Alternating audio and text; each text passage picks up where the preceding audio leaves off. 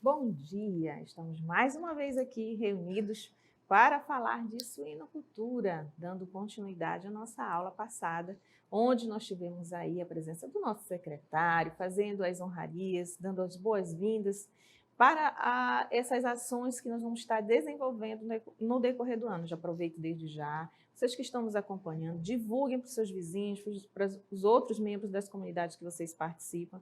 Já façam a divulgação que todo mês vamos estar aí oferecendo cursos via SEMEAN. Então, procurem sempre os escritórios locais, mantenham sempre esse vínculo, buscando as informações, fazendo suas inscrições, que no decorrer do ano vai ter muita coisa boa, gente, então não perca essa oportunidade. Então, pessoal, assim, pegando o engajamento da aula passada, a gente viu a parte de instalação, vimos aí um pouquinho a parte de mercado, que é importante, raças também foi vista na aula passada, né, os equipamentos que eu tenho que ter na minha propriedade, na minha criação, inclusive o que eu posso fazer de equipamentos alternativos, usando material alternativo também, para que eu possa estar implementando dentro da minha criação. Então, tudo isso foi visto na aula passada. Esse material, os slides são sempre passados para vocês, para os escritórios. Quem tiver interesse, a gente sabe que o tempo é curto e o assunto é muito vasto. A gente está sempre ali mantendo um vínculo, a informação, as pessoas sempre estão procurando, fiquem à vontade para nos procurar e dar continuidade. É importante criar esse continuismo pós-curso, não se detenham somente a esses momentos aqui das 2 horas de duração. Então, nos procure, vamos estar sempre buscando aí fazer essa troca de ideias, ok? Fora esse material que vai ser disponibilizado, essas aulas aí para os escritórios, nós ainda temos disponível na plataforma do canal da Seducnet, no YouTube, onde vocês poderão ter acesso também a todas essas videoaulas, ok? Então, não deixem de ficar ligado, informação é tudo. E hoje, em especial, a gente vai estar abordando a parte de nutrição, a parte de sanidade, conhecer as principais doenças, o que eu posso fazer para saná-las, né? E a parte de manejo em si, né? Voltando principalmente à parte de manejo reprodutivo, porque se não reproduz, não tem produção, e a parte de como é que eu devo tratar esse animal no decorrer do ano, que tipo de manejo eu posso adotar para evitar algumas perdas com saúde, perdas com a alimentação, então tudo isso é importante. Tem alguns detalhezinhos que às vezes no manejo eu evito uma cascata de doenças aí, que eu evito o estresse. A gente viu na aula passada sobre essa questão do animal ter uma predisposição ao estresse. Então, a gente tem que ter assim, todo um cuidado para criar um ambiente mais harmonioso possível, para a gente aí estar extraindo o máximo potencial genético desses animais. Em especial, nós vamos estar trabalhando hoje a parte da nutrição, gente, né? Então, a nutrição, a gente tem que entender 2 situações: a alimentação e o alimento. O que seriam esses alimentos e o que seria a alimentação? A alimentação nada mais é do que o ato de você nutrir os animais, né? Com os alimentos. Então, de início, nós vamos estar trabalhando aí a importância da alimentação e dos alimentos na criação de suínos. Então, conforme a gente pode observar, é importante entender os alimentos que podem ser oferecidos, bem como saber o que eles fornecem de nutrientes, de forma que os alimente e supra suas demandas nutricionais. Então, a gente tem que dar alimento para o animal, não só para encher ali o trato digestivo, mas tem que saber que esses alimentos ele tem que nutrir, fornecer nutrientes para cada fase que o animal vai estar com as suas exigências aí sendo requeridas. Então, sabe-se que para cada fase de vida, o animal vai requerer uma alimentação específica. É de suma importância oferecer e acompanhar o desempenho animal para avaliação da conversão alimentar e seu custo-benefício. Vamos fazer uma pausa aí para essa questão da conversão alimentar, né? O que seria isso?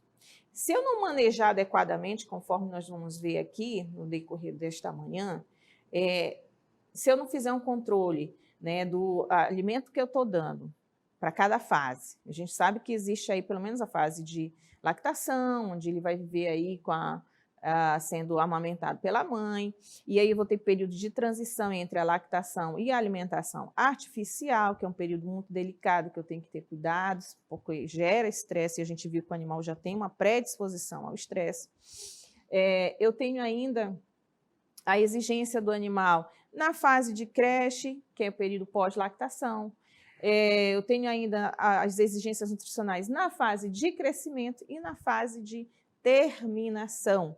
Então, cada fase vai ter as suas características, o que o animal vai exigir mais em termos metabólicos, né? Principalmente a fase de crescimento é uma fase onde ele vai ali formar tecidos, a fase de terminação onde ele vai fazer mais aquela parte de acabamento de carcaça, também para dar aquela suculência na carne, enfim.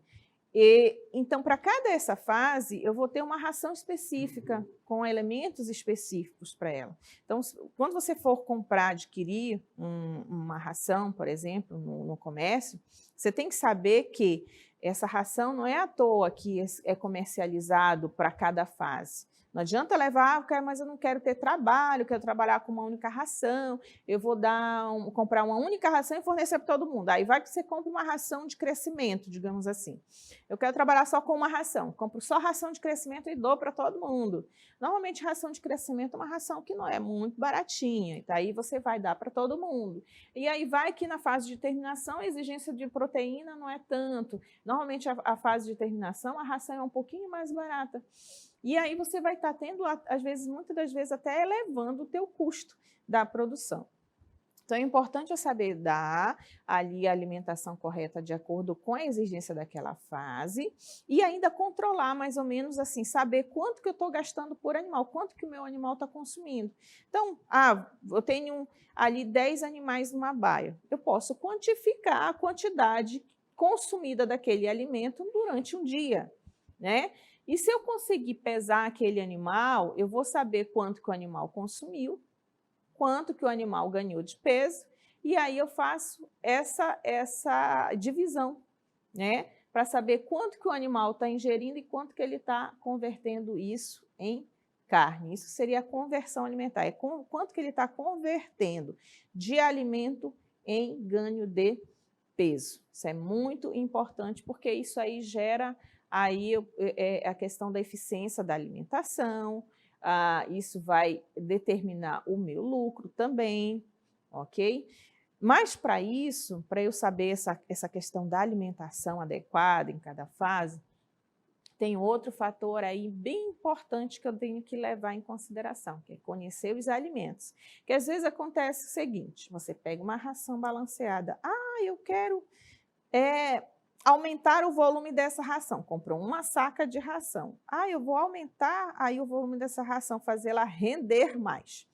Aí pego uma saca de milho, por exemplo, vou pegar a saca de ração já balanceada, comprada comercialmente, misturo com uma saca de milho, né? Legal, aumentou o volume, né, da ração, perfeito, tá? Em tese, perfeito em tese. Mas aí você desbalanceou a ração, você diluiu aquela concentração. Se a ração tinha ali 20% de proteína, se você acrescentar mais milho na dieta, né, para fazer a diluição e fazer a ração render mais, você vai estar aí quebrando de 20, vai ter aí pelo menos uns 10 a 12% de proteína. Você diminuiu o valor nutricional do alimento. Aí, se o animal está com aquela requerência naquele dia, ali naquela fase, onde ele precisa ter as 20% de proteína, você barateou o custo. Perfeito, barateou o custo, porém desbalanceou aí a exigência dele e, com isso, você vai ter um retardo aí no teu ciclo de produção, porque ao invés de você tirar um animal, digamos, com X peso em determinado tempo, você já não vai ter esta meta sendo alcançada. Você vai ter ali, muitas das vezes, um peso menor ou até mesmo o rendimento da carcaça, que é um outro fator que está totalmente correlacionado à nutrição, que não é só aumentar o ganho de peso, mas desse ganho de peso que você consegue fazer. Quanto que tem de carne, quanto que você tem ali de camada adiposa, gordura, toicinho, tá? O que teu mercado quer mais? Ele quer mais carne, quer mais toicinho? Então, isso tudo tem que levar. Lembra que a gente falou na aula passada sobre eu fazer uma análise de mercado? O que o meu mercado quer?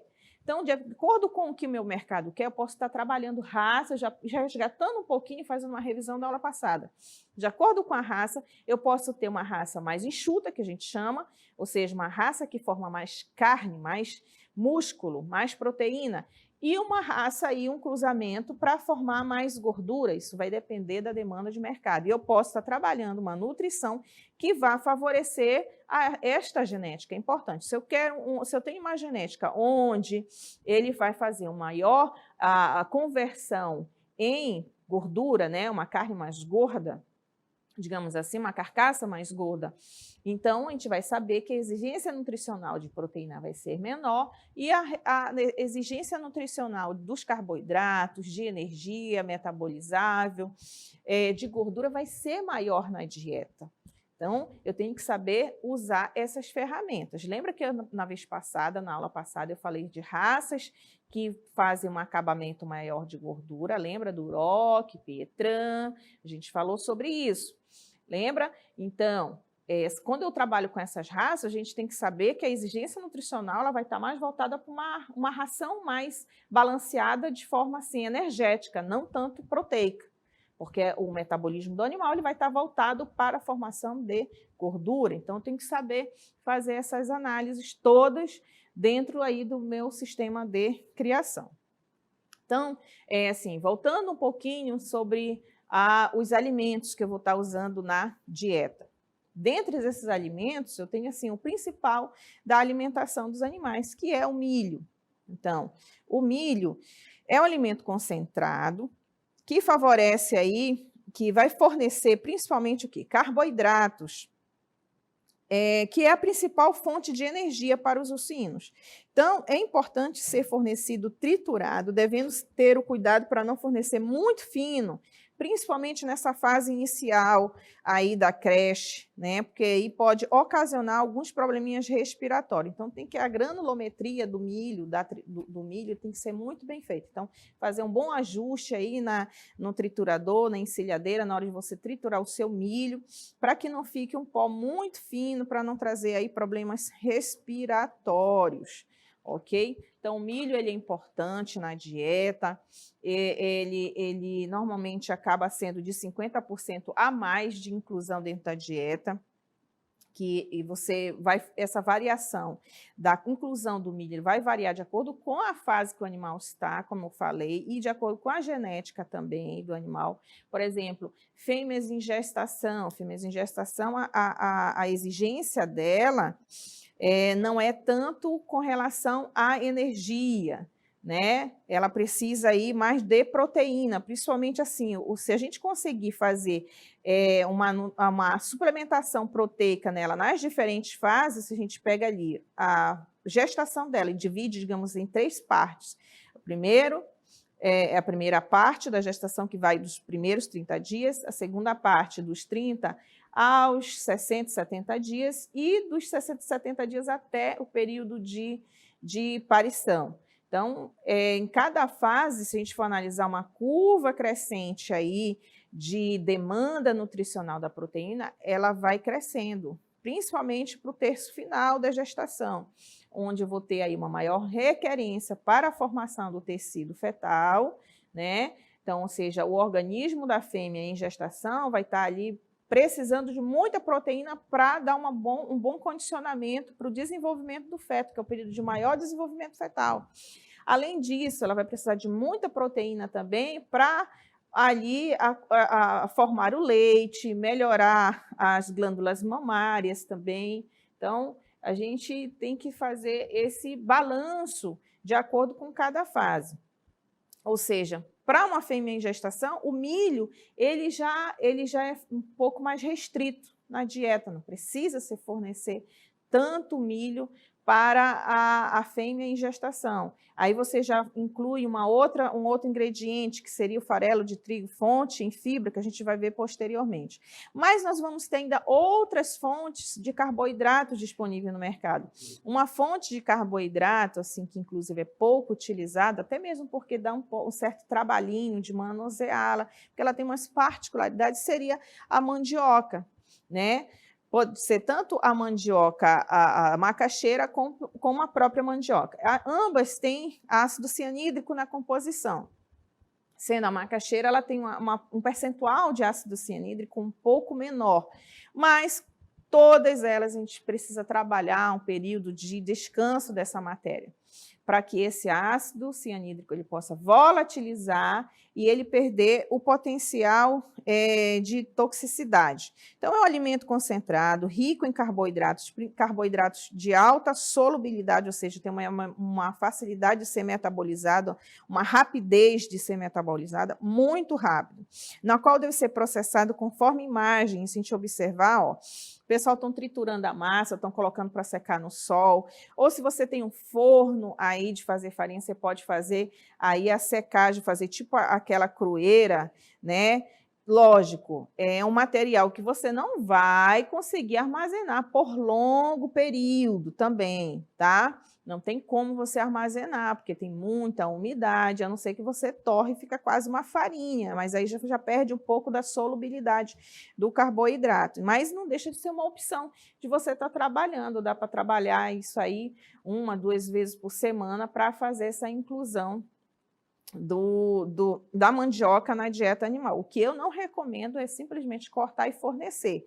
Eu já vi gente assim, mas eu já cortei, já forneci ela assim, in natura, né? Acabei de arrancar a mandioca, triturei e dei lá para os meus porcos, nenhum morreu. Tudo bem, sorte, beleza, de não ter tido uma intoxicação, mas eu não recomendo, porque se tem ácido cianídrico, você corre um risco muito grande de criar uma intoxicação, porque existe a questão da particularidade do organismo. Tem organismo que é mais resistente às micotoxinas, né? Enfim, então ele vai ter uma reação diferente, mas nem todo organismo que você vai estar trabalhando, ele vai ter essa resistência, então é melhor prevenir do que remediar. Então, é bom deixar pelo menos de 24 a 48 horas a macaxeira descansando para perder o ácido cianídrico, você colocar ela para secar também, para perder um pouco a umidade, para assim você poder fornecer com mais segurança para os seus animais.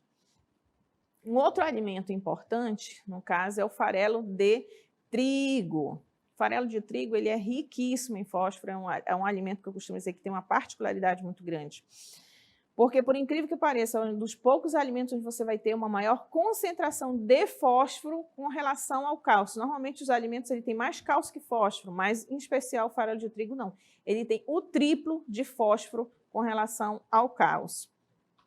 Tá? Então, ele também é um alimento rico em potássio, ele tem um razoável valor proteico, mas o que mais ele vai ter é a fibra também, que é importante, principalmente na gestação, para eu não ter aí um alimento muito estacionado no trato digestivo da fêmea. A gente já pensou? A fêmea ela vai ter aí 10, 12 leitãozinho dentro, né, do seu organismo. Então, comprime estômago, pulmão, o bebezinho da barriga sai fazendo ali um grande distúrbio no trato gastrointestinal. Então, a fêmea ela tende o quê? Alimentar-se em pequeninas porções várias vezes ao dia. Então, esse alimento ele não tem que ter uma passagem muito demorada no trato digestivo. Então, é importante favorecer uma passagem, assim, razoavelmente rápida. E o que favorece isso é a fibra dentro da dieta. Mas também a gente não vai colocar uma fibra em excesso, porque senão o animal vai ingerir e logo vai estar excretando, ou seja, se tiver uma passagem do alimento muito rápido no trato digestivo, o animal também não vai aproveitar muita coisa, ou seja, vai estar desperdiçando aí boa parte dos nutrientes. Então, é bom eu ter esse equilíbrio aí na minha dieta. Aí é uma pergunta que muita gente faz, quanto que eu devo estar usando de inclusão na dieta? 20%, 15%, uma margem muito segura. Fêmeas em gestação, eu posso, às vezes, usar até 30% de inclusão do farelo de trigo na dieta. Lógico, eu tenho que balancear, não só para uma questão nutricional, mas eu tenho que balancear essa minha ração também de acordo com o custo, né? Às vezes, o saco do farelo de trigo está barato, beleza. Se a gente for contabilizar aí, às vezes o milho numa casa comercial está R$50, R$55, às vezes já cheguei a ver até de R$60, mas o saco tem 50 quilos. Aí, às vezes, você compra aí, o farelo está 40, mas a saca do farelo são só 30 quilos. Então, vamos fazer uma conta bem direitinho, porque às vezes sai mais barato, mas o volume por saca é menor também. Então, é importante saber quanto que isso vai representar de custo dentro da minha dieta. Está mais barato, está mais barato o saco, mas quanto que sai o valor do quilo?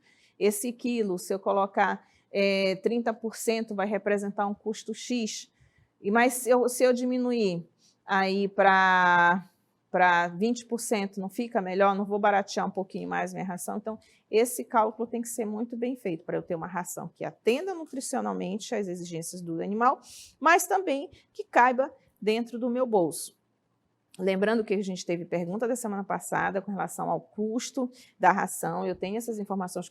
No final da aula de hoje, a gente vai ter nossa interatividade e a gente vai estar conversando sobre a questão de valores, né, da ração. Então, dando continuidade aos alimentos, o que nós vamos ter ainda? Nós vamos ter o farelo de soja também, que é um alimento muito usado na nutrição, tanto de aves quanto de suínos, que é a principal fonte fornecedora de proteína. Ou seja, tem pelo menos aí 45% de proteínas. Tem algumas soja de alto padrão de qualidade que chega até 46%, 47% de proteína. Não vamos confundir farelo de soja com casquinha de soja, que às vezes eu já fui em propriedade e aí a pessoa diz, não, eu estou dando uma ração muito boa, estou dando soja na ração. Quando eu for ver, não é soja, é a casquinha da soja. Então, casquinha da soja, o ideal, como ela vem peletizada, é que você coloque ela para triturar, para deixar ela enfarelada. A casquinha da soja, ela entra muito mais substituindo ao trigo do que o farelo de soja. Ela não substitui, porque ela tem pouquíssimo valor proteico, tem de 12% a 15% de proteína somente. E então não devemos confundir. É um subproduto da soja, a casquinha, sim, é um subproduto, mas é o subproduto do subproduto, então não tem quase valor nutricional. E tem um bom valor também de fibra na composição. Então, se a casquinha está mais barato que o farelo, ela pode ser substituída pelo farelo, né? Aí na inclusão, se eu uso aí 20% de inclusão na dieta. A cada 100 quilos eu uso 20 quilos de farelo. Mas está caro o farelo, então eu posso substituir, eu ponho 10 quilos de farelo de trigo e 10 quilos de casquinha de soja, se compensar financeiramente, se o preço da casquinha estiver mais barato. Então, eu posso estar usando esses balanços aí, fazendo uma avaliação para a questão econômica. Então, com relação à questão dos alimentos, o que nós vamos ter? Existe ainda vários outros alimentos para a nutrição de suínos, como, por exemplo, a farinha de carne e osso. Farinha de carne e osso é um subproduto da indústria de carnes, né, dos abatedouros frigoríficos, na qual vai fornecer principalmente proteína e também vai ter uma grande concentração de cálcio na composição. Nós vamos ter aí o farelo de arroz, que irá fornecer carboidratos e gordura. O farelo de arroz tem uma grande concentração de gordura também. Nós vamos ter à disposição aí a cevada também, que eu posso inclusive fazer silagem de cevada para aumentar a conservação dela. É importante trabalhar uma boa conservação da cevada, porque ela pode também trazer toxinas para dentro do meu rebanho, porque ela tem uma facilidade de ter muito fungo, então é importante eu separar essas áreas com fungo, fazer uma limpeza da cevada na hora de fornecer aos animais e também conservar ela no local adequado, ok? Então, existem ainda as pré-misturas que irão fornecer macro e micro minerais, vitaminas e outros aditivos que existem no mercado, que são os núcleos e os premix. Núcleo, ele vai ter tanto macro e micronutrientes, que seriam cálcio e fósforo, vão ter aí vitaminas, minerais, aditivos, é um alimento muito mais completo. E o premix não, o premix ele vai ter só os microminerais, as vitaminas, e às vezes ele vem com algum aditivo. Normalmente, esses núcleos e premix, eles já vêm aí com recomendação do fabricante, tanto que eu posso diluir ele. Normalmente, dependendo da fase que você for trabalhar, você coloca aí um saco de núcleo para 400, um saco tem normalmente 20 quilos, você coloca aí em torno de 400 para 400, 500 quilos, às vezes até 1 tonelada. Então, a inclusão é muito pequena, é de 4 a 5% de inclusão normalmente na dieta, porque ele é muito concentrado. Então, alguns aditivos são primordiais para potencializar uma dieta, como enzimas sintéticas, aminoácidos sintéticos, ionóforos, que tenham ação bacteriana, bactericida e antioxidante. Gente, vamos abrir uma pausa para essa indústria fantástica da nutrição animal hoje para suínos, para aves também. Nós vamos ter aqui disponível no mercado vários potencializadores de dieta. Não são hormônios, tá? Não são nenhum aditivo que possam aí danificar o organismo do animal, trazer algum malefício para nós, seres humanos. São, por exemplo, o que seria uma enzima sintética? Uma enzima que ela muitas das vezes vai pegar, se o alimento vier com a ração que você está dando, vier com alguma toxina, por exemplo, tem alguns aditivos que se utiliza na ração, que vão potencializar esse alimento, ele vai carregar possíveis toxinas que possam ter para fora do organismo. Ele impede que o organismo do animal possa absorver aquela toxina que iria lhe fazer mal, né? Ou ela pega essas enzimas sintéticas, ou ela pega e aumenta a absorção dos nutrientes que o animal requer. Gente, se a gente for analisar, lembra na aula passada que o Marcelo colocou para vocês sobre os cuidados com dejetos? Por que né, a indústria aí que trabalha a questão do meio ambiente, por que se cobra muito na parte de suína o tratamento dos dejetos? A absorção dos nutrientes, principalmente macro, micro, minerais, pelos suínos é muito pequena. É, em média, 30%, 25% a 30% de absorção numa dieta. Ou seja, se o animal come aí 1 grama, né, 1 grama dos nutrientes, ele vai consumir, ele vai absorver dessas 1 grama uma porção muito, muito mínima, somente em torno de 30% de 1 grama que ele vai conseguir absorver. E o restante, né? O restante a gente vai, todo para fora nas excretas. Então, proteína, a absorção também é pequena, tá? Fósforo, a absorção também é pequena, potássio, zinco, cobre, principalmente dentro dos micronutrientes, né, microminerais, nós vamos ter aí o cobre e o zinco, os principais microminerais que têm um baixo aproveitamento do organismo do suíno, ou seja, ele come uma X quantidade, mas só vai absorver uma quantidade muito pequena e o resto vai ser jogado no meio ambiente.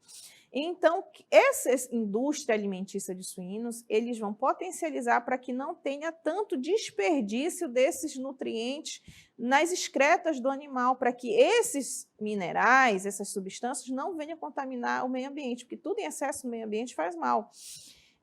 Ao longo dos anos, a suinocultura foi muito massacrada com relação a essa questão dos dejetos dele em contaminar o meio ambiente. Mas hoje, com essa indústria alimentícia, tem alimentos que aí potencializam de 10% a 15% a absorção de nutrientes, ou seja, são 10% a 15% a menos de nutrientes que estariam indo contaminar o meio ambiente, que deixam de ir para o meio ambiente, com esses potencializadores da nutrição animal. Então, é isso, assim, esse cuidado na nutrição, ele não é só uma questão de aumentar o ganho de peso, tirar animais mais pesados em menor tempo, mas ele também tem um fator importante, que é na questão da manutenção do ambiente mais saudável, evitando que muitos dejetos deixem de ir ser agregado ali no meio ambiente, por exemplo, nitrogênio, excesso de amônia no solo, né? Os nitratos, o excesso de nitrato poderá ocasionar chuvas ácidas, causa desequilíbrio no meio ambiente. Então, tem vários outros fatores, excesso de cobre, excesso de zinco, dificulta a absorção de outros nutrientes também.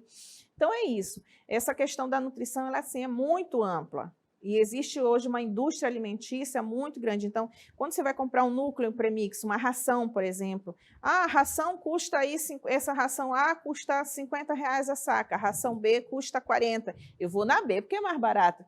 Mas, às vezes, você não faz a conta que esta ração, que é um pouquinho mais cara, digamos 50, aqui custa, digamos, R$50, ela é mais cara porque, às vezes, ela tem uma proteína sintética, um aminoácido sintético, que vai aumentar a absorção do nutriente que o animal vai estar consumindo, ou seja, o animal vai estar consumindo uma ração mais cara, mas muitas das vezes ele vai ter o quê? Uma absorção maior daquela ração, ou seja, você vai ter o animal comendo a mesma quantidade, mas ele só vai, digamos, absorver 50% da dieta da ração que custa R$40. E da ração que custa R$50, às vezes ele absorve 60%, 70%. Ou seja, às vezes o mais caro, ele é economicamente viável no sentido de você ter uma ração que vai ter uma maior absorção e vai dar um maior ganho de peso em menor tempo. Então, esse cálculo ele tem que ser ajustado. Por isso que é importante eu saber aí a média de consumo do animal, quanto que o animal está ganhando de peso, e fazer uma análise aí dessa conversão. O animal está comendo 2 quilos para converter 1 quilo de carne, para ganhar 1 quilo de peso. 2 quilos de ração. O quilo da ração custa aí R$1, digamos. 2 quilos de ração por dia, ele está ganhando R$2, ele está gastando R$2, consumindo R$2 em ração e convertendo 1 quilo de carne.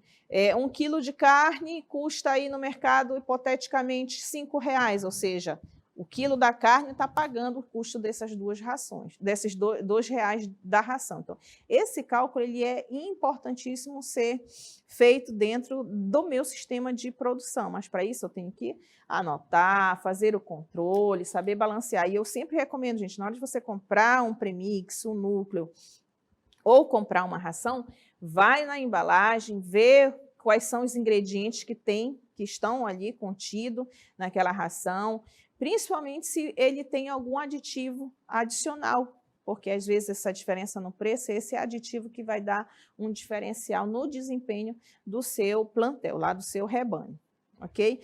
Então, com relação ainda sobre a parte da nutrição, da alimentação, nós vamos ter uns cuidados importantes em cada fase. Na fase da gestação, como já foi colocado, eu tenho que saber que eu tenho que restringir a energia das dietas para as fêmeas, mantendo o fornecimento dos demais nutrientes, principalmente a parte de proteína, como já foi dito. No início da gestação, eu posso ter uma ração muito equilibrada, uma ração de manutenção, até porque nessa fase a requerência nutricional da fêmea é muito baixa. Mas para o final da gestação, eu tenho que dar uma caprichada numa ração rica em proteína, tá? Na lactação, por exemplo, a maximização do custo deve ser a regra desta fase, com o objetivo de se aumentar a produção de leite para os leitões. Então, eu posso caprichar um pouquinho numa ração um pouco mais energética, até mesmo porque ela vai estar sendo sugada. Se ela parir aí com score 2,5 para 3, por exemplo, a chance dela chegar no final da lactação com um score ainda mais baixo, tipo um score tipo 1,5, 2, é muito grande. Então, se ela entrar em reprodução com score muito baixo, o que acontece? Ela vai ter dificuldades para reproduzir. É uma fêmea que a durabilidade dela no plantel vai ser prejudicada. Então, eu tenho que cuidar para que nessa fase da lactação, onde ela vai ser sugada diariamente, né, vão ter aí, em média, 12 leitõezinhos, 10 leitõezinhos sugando ela toda hora. Então, tem que suprir uma alimentação rica em energia, em proteína, para que ela possa, pelo menos, manter o score corporal, que o ideal seria na média aí de 3, que eu acho que o Emílio vai trabalhar essa questão da condição corporal aí já com vocês.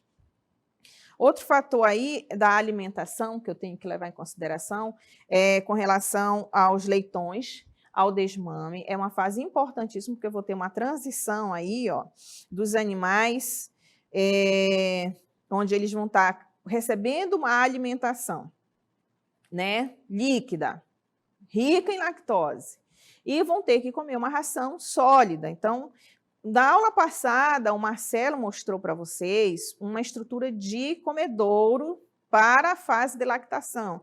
Esse comedourozinho, que ele era dividido, né, para evitar que os animais pudessem, evitassem que os animais adentrassem ao comedouro, é um tipo de comedouro específico para essa fase, porque você vai fazer uma alimentação de papinha, né? Você pode pegar o soro do leite e diluir uma raçãozinha aí, e uma ração própria, tipo uma ração de creche, que é uma ração que tem ainda lactose na composição, uma ração aí com 20% a 22% de proteína. Você pode diluir, digamos assim, com soro de leite, fazer uma papinha e fornecer para os animais, que é já para introduzir uma alimentação um pouco mais sólida e fazer o processo de adaptação dele a uma nova dieta. Não esquecendo que, em no máximo 24 horas, é importantíssimo que os animais possam receber o colostrum, gente, porque até 24 horas é um período que o organismo dele está muito acessível aí para absorver todos os nutrientes do colostro. Então, essa questão aí de fazer com que ele receba o colostro até 24 horas e fazer esse processo de adaptação da dieta, fornecendo uma papinha, principalmente na fase final da lactação, eu faço um desmame de 28 dias. Então, na última semana da lactação, eu já posso introduzir aí, dos 21 aos 28 dias, uma ração pastosa, né, que a gente chama de papinha. Tem no mercado disponível a papinha própria, que você faz só a diluição dela e fornece para a leitegada, já para fazer o processo de adaptação. E aí eu vou ter ainda a ração na fase, a alimentação na fase de crescimento e na fase de terminação. A fase de crescimento é aí que vai dos 25 aos 60 quilos do animal, representa de 20% a 20% dos custos da alimentação. É nessa fase que o crescimento de tecido magro é o maior em toda a vida do animal, devendo ter uma dieta com pelo menos 18% de proteína. É o período onde o animal vai estar formando a carne, né? Se o animal não for muito bem tratado nessa fase, se tiver uma ração muito rica em energia, por exemplo, quando você for abater o animal, vai ter muito mais toicinho do que carne. Então, a gente quer aí uma carcaça boa, uma carcaça equilibrada. E a terminação, ela representa de 50% a 55% dos custos da alimentação, e ela vai dos 60 dias até o abate dos animais. Dietas diferenciadas para machos e fêmeas, ou de verão e inverno, pode ser interessante do ponto de vista econômico, devendo a ração ter, em média, de 12% a 16% de proteína. Então, é importante eu saber essa exigência nutricional de cada fase, saber o que fornecer em cada período onde ele está assim, mais suscetível a desenvolver aí uma condição corporal específica. Por exemplo, acabamento é uma fase onde ele vai estar mais metabolizando gordura. Então, você pode usar uma dieta menos proteica, mais energética. A gente já viu quem é que são os nutrientes que fornecem aí uma energia boa para os animais. De repente, se o animal na fase de terminação, aí o consumo é 2,5 kg por animal, eu posso, pelo menos 50% fornecer uma ração e os outros 50% fornecer, digamos, uma mandioca triturada, que é um aporte a mais de energia, ou fornecer meio quilo de mandioca triturada por dia, ajuda a baratear o meu custo de produção, e eu vou estar fornecendo a energia necessária para fazer esse capeamento de gordura que é necessária para fazer o acabamento da carcaça. Então, são detalhezinhos na nutrição que eu tenho que estar ali articulando no meu dia. Eu sempre costumo dizer, criar não é receita de bolo. Essa intimidade que eu tenho que ter todo dia da minha criação é importantíssima para que eu possa saber tomar as melhores decisões. Então, o nosso curso, ele é para munir vocês que estão nos assistindo de informação, para que vocês, dentro da própria criação, possam saber utilizar as ferramentas mais adequadas nos momentos mais específicos. Em cada fase, período mais chuvoso, menos chuvoso, né, de acordo com cada fase que o animal possa estar, do seu desenvolvimento de vida. Então, era essa a mensagem. Daqui a pouco a gente vai para um bate-papo legal. E eu passo a bola agora para o meu amigo Emílio, que está aqui, né, com todo o gás para passar muita informação, muita coisa boa para vocês. Eu quero deixar o meu obrigado desde já. Olá, pessoal. Vamos ver agora, né, manejo reprodutivo, né? E começamos aí pelos índices, né? Os índices zootécnicos que a gente deve buscar dentro da atividade. Independente se as raças são sintéticas, aquelas que são usados para produção, ou as puras, que são usadas para reprodução, né? Tá?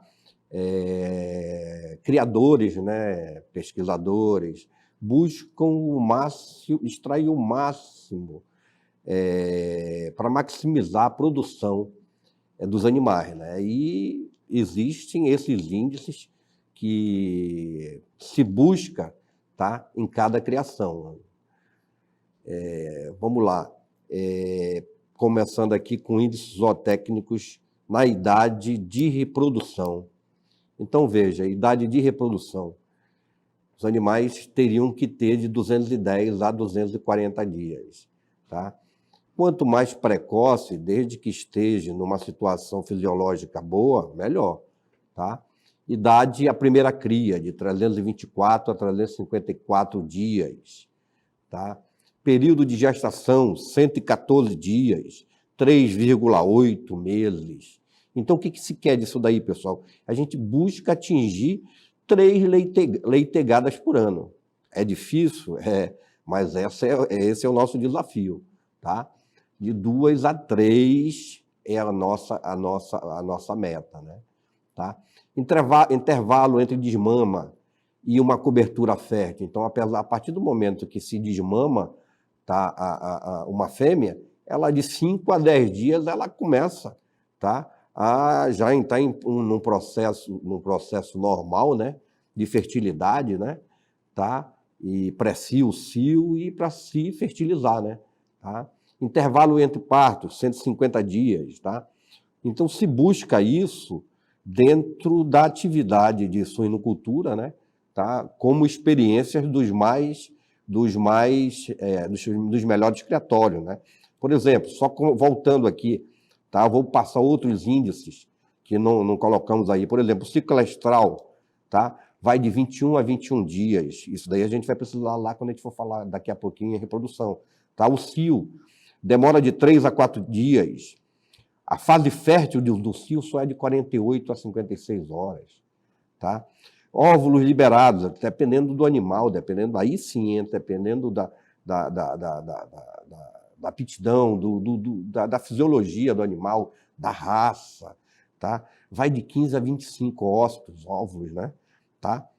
O local onde é o certo para fazer a ejaculação é no útero, tá? Na inseminação artificial tem nos córneos, né? Então, tem uma outra que talvez seja até mais eficiente, mas o certo e normal na IA, inseminação artificial, e na cobrição seria pós-cervix, né? No útero, tá? Se o pós-desmame, de 3 a 10 dias, pico reprodutivo, vai encontrar um pico reprodutivo dessas matrizes no 4º, no 5º parto, tá, pessoal? Tá? Passando agora para outros índices zootécnicos. Número de leitões nascidos por parto, tá? Mais de 12. Pode ter 13, 14, tá? Desde que fiquem vivos, né? E com saúde, tá? A gente tem visto algumas raças, tanto puras quanto sintéticas, ter esse tipo de parto, tá? Muito maior que 12, que 13, tá? Número de leitões nascidos vivos por parto, tá? Mais de 11, mas a média hoje já está em 12,15, tá?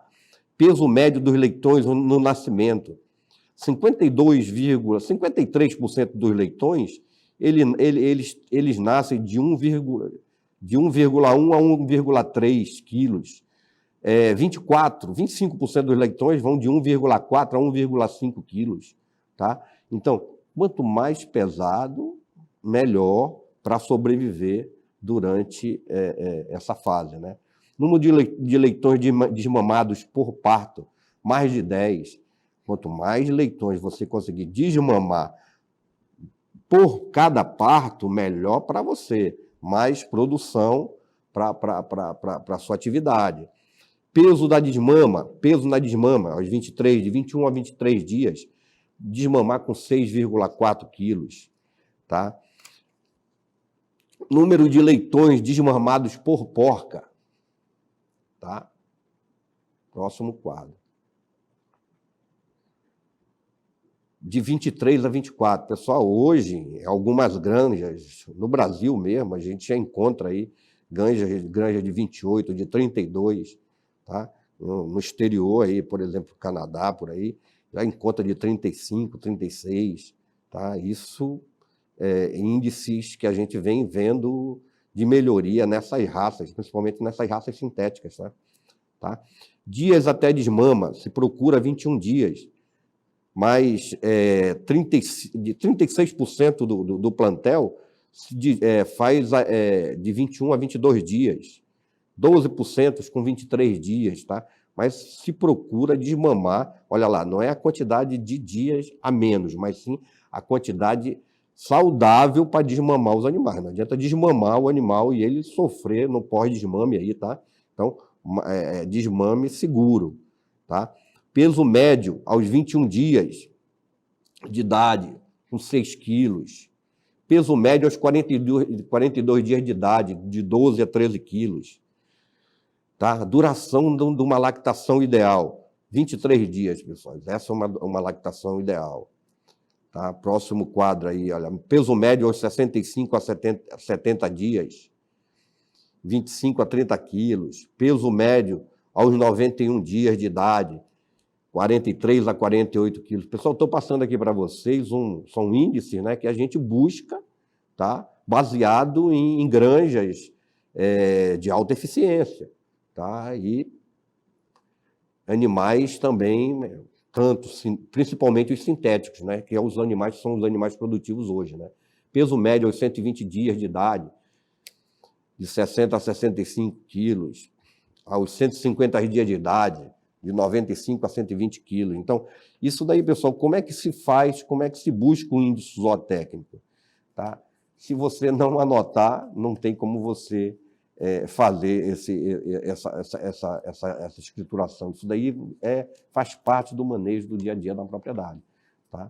Então, se você saber o que você vai buscar e você anotar os seus, para que a partir do momento que você anotar os seus, você procurar essa nova meta, né? Então, todo dia é um desafio novo na propriedade, numa granja de suínos, né? Então, são metas que, de acordo com a produtividade, muitas das granjas até premiam bastante os colaboradores, né? Tá? Então, se você consegue fazer com que desmame mais leitões por porca, tá? Isso daí tem prêmios que o próprio granjeiro facilita, paga para o colaborador. Tá? Passando agora, vamos ver aqui os índices zootécnicos, que também faz parte do nosso manejo reprodutivo. Pode passar. Então, veja lá, olha, é uma escala, né? Uma escala visual. Tem essa escala visual, que, dependendo da granja, é a melhor forma de trabalhar.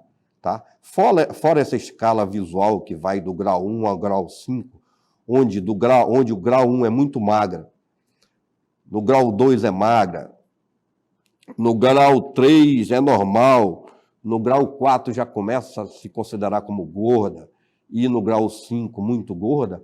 Tá? Então, são parâmetros que você tem que avaliar. Visualmente, o criador, ele olhando, ele observando isso daí, ele tem que já colocar na mente dele, olha, muito magra e magra, isso daí é difícil para a produção e principalmente para a reprodução. O que te dá lucro na propriedade? É a reprodução. A partir da reprodução que tu parte para o teu plantel produtivo. No grau 3, é um grau normal, onde é fácil de prenhar, tá? É fácil de manusear. Já no grau 4, pessoal, já vai começar a dar problema também de reprodução, tá? Ficou gordo, e no 5 muito gordo. Então, é uma escala visual que o produtor, o manejador, o colaborador tem que ter em mente lá e trabalhar esses animais, tá? Em granjas, onde tem muita rotatividade de pessoal, eles trabalham com um equipamento chamado caliper, tá? Que é mais é menos eficiente do que o visual. tá? Onde tem muito manejo de ração também, para eles dosarem a quantidade alimentar. Eles trabalham muito com essa nova ferramenta aí, com essa outra ferramenta, não é nova, tá? Mas a ferramenta visual é muito importante. Por exemplo, a ferramenta visual para o animal que vai entrar na maternidade. Então, veja bem, quando ele parir, quando a fêmea parir, ela vai passar por um período de amamentação, onde nesse período de amamentação é fisiológico ela gastar mais energia, tá? Então, se é fisiológico ela gastar mais energia, então a reprodução dela vai ficar prejudicada. Por quê? Porque o organismo está num período de amamentação. Então, ele pensa primeiro, olha, primeiro eu vou manter o corpo da porca. Segundo, eu vou produzir leite para leitegada.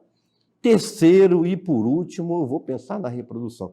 Então, olha lá, se você quer atingir de duas ou três parições por ano, se você quer atingir o máximo, então você tem que fazer com que esse animal, essa fêmea, ela vá parir acima do score, ela tem que parir gorda, tá? Por quê? Ela parindo gorda, no período de amamentação, ela vai perder peso, mas ela, até 23 dias, que é o período normal de amamentação, ela perdeu peso, mas ela não perdeu peso para dar cio com 5, 10 dias, tá? Então, veja bem, olha para que funciona o score de condição corporal, para trabalhar a reprodução, para trabalhar a produção. Enfim, pessoal, no desmame, tá? No desmame, o leitão tem que estar num período visual de score de 2 a 2,5. Com 35 dias, o cara tem que estar no score aqui visual de 2,5. 30 dias no pós-parto, de 3 a 3,5. E quando vai entrar para a maternidade, de 3,5 a 4.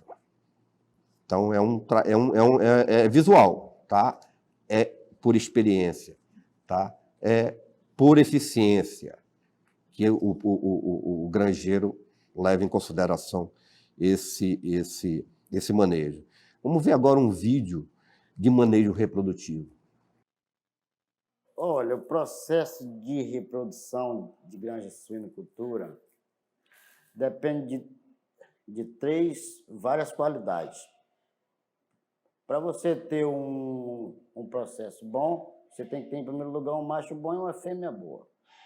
Segundo lugar, uma ração de qualidade e uns técnicos que cuidem bem. O que é os técnicos que eu acho para mim? É as pessoas que lidam, que cuidam.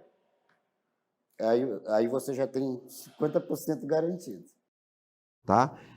Você precisa ter uma alimentação de qualidade, de acordo com o manejo que estão fazendo aqui. Então, veja, é por fase, tá? A alimentação dos animais, tá? Você precisa ter uma mão de obra treinada, tá? Então, a pessoa não basta ter boa vontade e queira aprender, tá? A partir do momento que a pessoa tem a boa vontade e queira aprender e venha para dentro da propriedade fazer o que se pede para fazer, o colaborador chega a um processo de aprendizado muito bom, tá?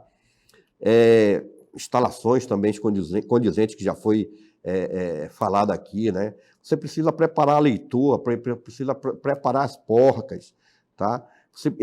Nesse preparo de leitores e porcas, ela precisa ser um manejo assistido, tem que ter uma pessoa que entenda do que está fazendo, tá?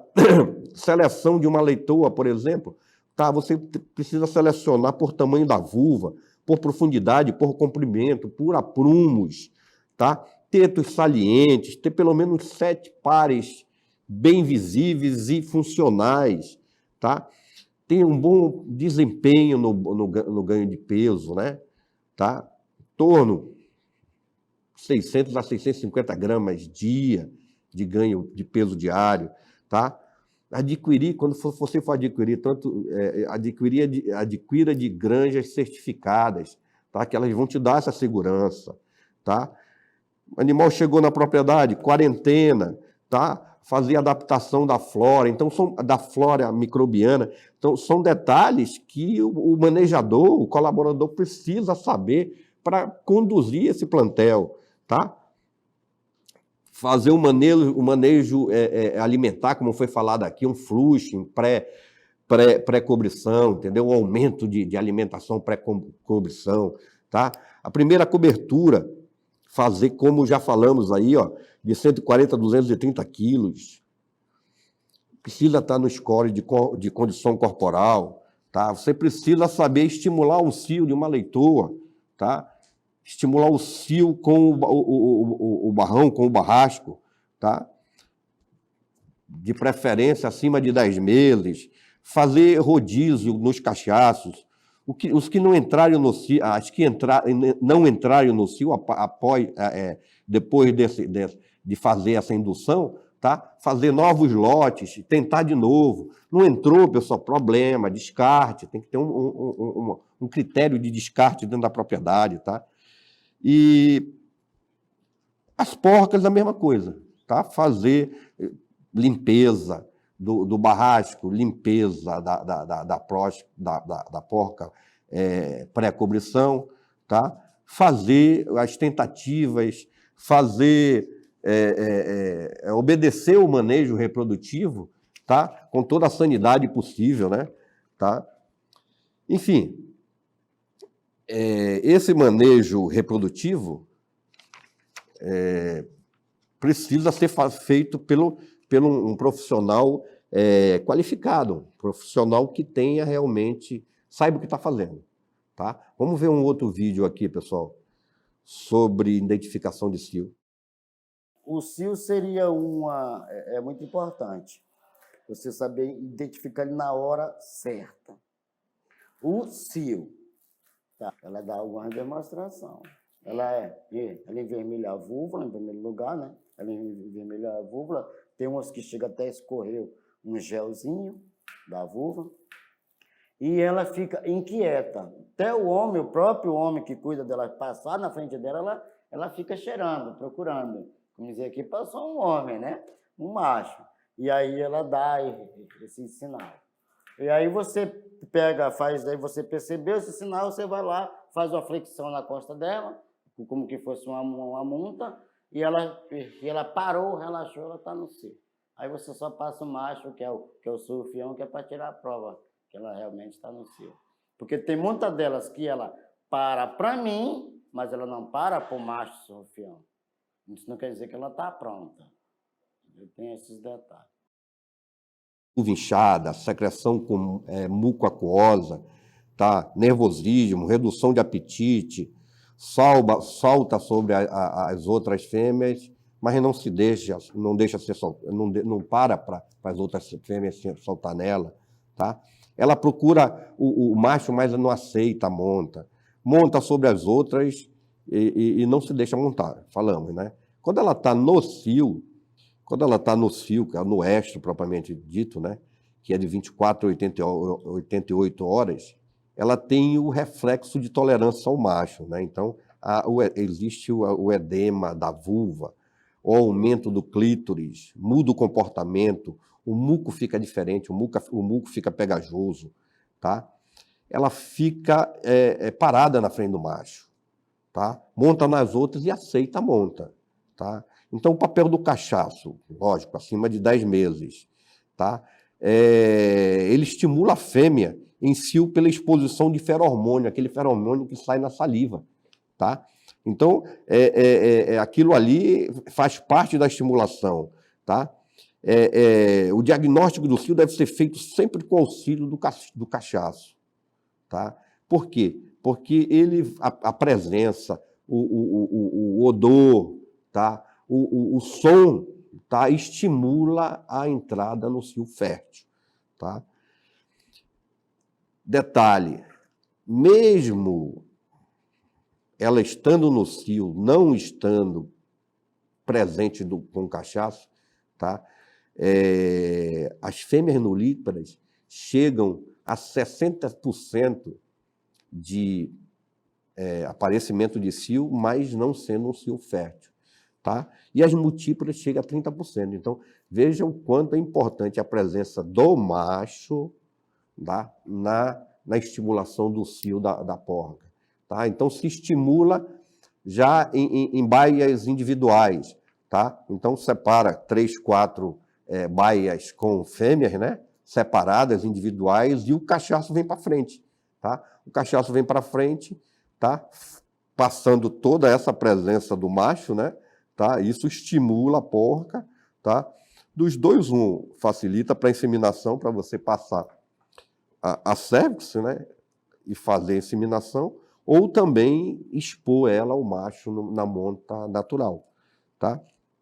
Aquela mobilização no teste, na pressão lombar, tá? Aquilo funciona, mas não funciona para todos os animais. Então, o manejo do cachaço, adiantamos aí, né? Tá? Tem mais detalhes no manejo do cachaço, como a aquisição de granjas certificadas, né? Tá? Localização da baia junto das fêmeas, né? Tá? É importante, a puberdade dos cachaços, tá? O manejo na hora de tratar o cachaço, na hora de estar treinando ele a pular nas porcas ou a pular no manequim, isso daí é muito importante, né? Tá? E na hora de coletar sêmen, né? Então, você faz todo esse manejo no cachaço para treinar ele a fazer fazer a monta natural ou para fazer a coleta do sêmen, para fazer a inseminação artificial. Então, vamos ver agora, pessoal, na coleta desse sêmen, né, dependendo do cachaço, dependendo da idade dele, você poderá você poderá coletar, tá, quantidade de doses que pode otimizar, tá, um processo de inseminação artificial. Tá? É importante lembrar que, para se aplicar essa tecnologia, é importante dispor de profissional capacitado, o material necessário, tá? O controle nutricional desejado e o sanitário adequado. Vamos ver um filme aqui, uns filmes de inseminação artificial. Tá, você identificou o cio a parte da manhã, se for uma fêmea desmamada, que nem desmamei hoje, 5 foi 6, não sei quanto. A gente, se ela der cio pela parte da manhã, você pega ela sempre pela parte da tarde, que ela está mais num período bem melhor. Se for uma fêmea, primeiro cio, por exemplo, a primeira inseminação, que nós chamamos de marrã, ou um retorno de cio, aí é na hora, detectou e insemina na hora. A parte da inseminação, o que eu faço? É uma parte mais delicada, né? Porque você tem que assear o macho, primeiro, lavar, procurar um período sempre mais fresco para fazer uma boa coleta, para ele render mais, que vai dar aproximadamente um copo desse aqui, 300 ml. Mas se a densidade dele for baixa, ele vai dar em torno de 36 doses a 40 doses. Se essa densidade fosse um pouco mais alta, ela ia dar de 60 a 70 doses. E se fosse uma densidade bem elevada, ela ia dar quase 100 doses. Então, varia de macho para macho. Lá, assim, o macho, leva ele na baia lá da coleta, tem aquela gaiola lá que você viu, prende ele ali, lava, tem um sabãozinho lá que é próprio de lavar o prepúcio dele por debaixo, aí deixa ele enxugar bem a água, escorrer bem, e você traz ele no manequim, e aí depois que ele sobe, você pressiona o prepúcio para sair aquele resto de urina, aquelas coisas, né, para não pegar no sêmen, para não ter impureza no sêmen. E aí você enluva as mãos, faz uma coleta e leva ao laboratório, lá onde já tem uma água no banho-maria te esperando, que ela está com diluente dentro. E aí é onde você faz aquele processo de conta, que é o que eu te falei, que é a densidade e a motilidade. É muito importante você ler a motilidade. Aí você lê a motilidade, lê a densidade e, por último, a quantidade de espermatozoide que você quer pôr dentro do útero da porca. Por exemplo, você quer pôr 3,5 milhões, você tira pela densidade. Entendeu? É assim, mais ou menos assim. Depois que o sêmen está pronto, preparado, eu já tenho uma equipe que já está preparando o macho na linha para estimular a fêmea para ela ficar como se diz, está da assanhadinha, né? E aí a gente chega lá com uma dose dessa, se for, tem que lembrar bem, ó, se for um amarram, a primeira inseminação é um vidro desse, que esse vidro aqui é de 100 ml. Se for uma matriz já, do segundo parto, terceiro parto, aí é um de 60, ele é bem menor. Não pode ser um de 100 desse. Aí você chega, limpa bem a vulva dela, que ela já está aciada lá. Aí você pega o papel toalha, limpa bem a vulva dentro, abre, limpa mesmo dentro. E aí você tira essa pepeta para fora aqui, puxa esse catéter. Nós temos um gel lubrificante que ele é próprio para inseminação, para não machucar a fêmea. Lubrifica a cabeça da pepeta e ingere na pepeta. Pega a vulva, abre e ingere a pepeta dentro. Depois você espera, se for porca após segundo, terceiro parto. Aí você espera ela abrir o útero para você passar esse catéter. Ele entra para dentro do útero. É um sistema de garantia que se ela sem esse catéter, ela tem uma garantia de 80%. Com esse catéter, ele vai para 95%, porque esse pedaço aqui entra todo dentro do útero. Você já coloca lá dentro do útero. E aí eles só vão esperar ela liberar o óvulo para eles seguirem, que é um caminhozinho que não dá uns 20 centímetros para chegar lá, mas para eles é quilômetros, né? E aí você faz uma inseminação nela com calma. Se você pressionar o vrido, por exemplo aqui a bisnaga, aqui na ponta, ele é colocado aqui. Depois, após que passa aqui, passou, você pega essa cabeça aqui, quebra aqui, ó. Tá? Aí coloca aqui, ó, na ponta. Aí você vira ele assim, que é pro líquido, o sêmen descer. Se ela tiver chupando, você percebe quando o útero está bebendo. O vidro vai fazendo assim, ó. Se não, você força um pouquinho, porque é como que o macho esteja ejaculando. Aí você faz aqui, a água sai lá do mesmo jeito que fosse o corpo do macho. E aí ela vai, aí você quer lá dar uma... Deixa aí. Se por acaso dá um refluxo, aí você tem que pegar a vulva com tudo, prender para não ter refluxo e deixar acontecer.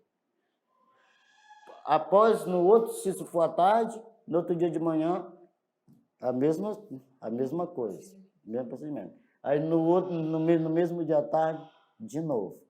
Se você acabou as 3 inseminações, se ela ainda tiver muito afim, você vai lá e faz mais uma, realiza o desejo dela. Você quer fazer mais? Aí faz. Fica mais garantido. Então, pessoal, aí na linguagem popular, né, o técnico explicou aí a inseminação, como é feita, né, a intrauterina e a pós-cervical, né, tá, com o catéter, tá? Mas veja bem, ali, quando ele falou, quando começa a aparecer refluxo, né, significa o quê? Que a cervix não chegou a ser passada corretamente, tá? Mais um detalhe, porque a gente observa que tem que ter a presença do macho, tá? Além desse aplicador de sêmen que ele mostrou aí, tem um outro aplicador que tem na ponta anatomia do pênis do arrasco, tá? Quando tem esses problemas, normalmente o pessoal fazia a inseminação com esse tipo de aplicador, né? E o que acontece muito? Diminui o índice de preenche. Por quê, pessoal? Vai fazer hematoma, tá? Lá na cervix, ou antes ou pós-cervix, né? Para passar, tá? E isso daí vai causar liberação de adrenalina e outros hormônios que vão interferir na reprodução, nos hormônios de fertilização, tá? Mas bem explicado, simples E até motivacional, né, o vídeo do rapaz. Tá de parabéns aí. Tá, pode passar. Vamos ver um pouco agora de sanidade, pessoal. Tá? Sanidade suína, né? Tá? Isso daí tem todo um plano nacional de sanidade suína, né? Tá? Aí começamos aí por uma doença aí, a pneumonia zoótica, tá? Que é transmitida por uma bactéria que ela, entrando no organismo, ela abre a porta para, vamos dizer, depreciar o nosso plantel, tá? Então, essa bactéria causa uma pneumonia, né?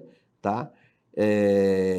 Altamente contagiosa, mas não causa muita morte. Então, isso quer dizer o seguinte, ele tem um alto índice de morbidade, então muitos animais vão adoecer, mas a mortalidade é baixa, quer dizer, poucos vão morrer, né?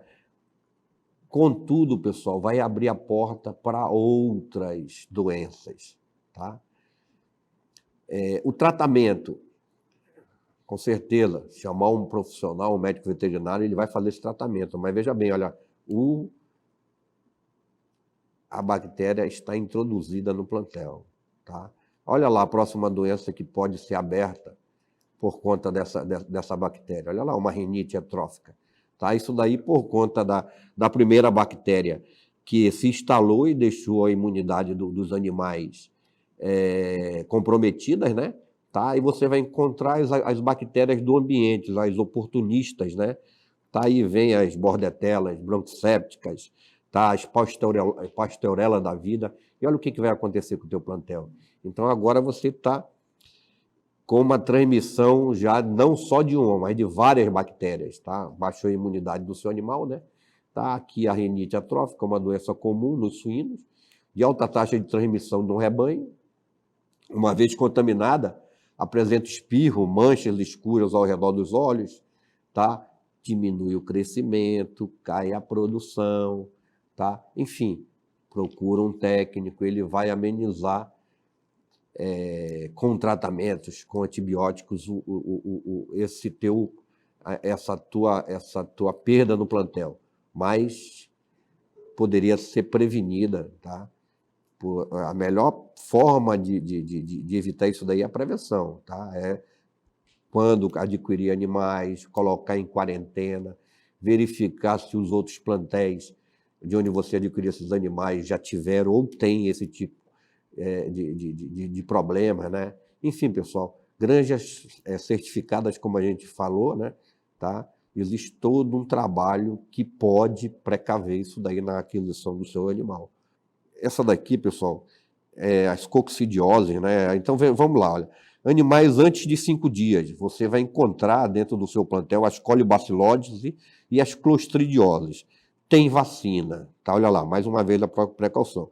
E após 5 dias, você vai encontrar rotaviroses, coccidioses, colibaciloses. Por exemplo, a coccidiose suína aqui, olha, demos exemplo aqui, causada por um protozoário. É uma doença que mais afeta os leitões, tá? E como é que se previne isso daí, pessoal? Tá?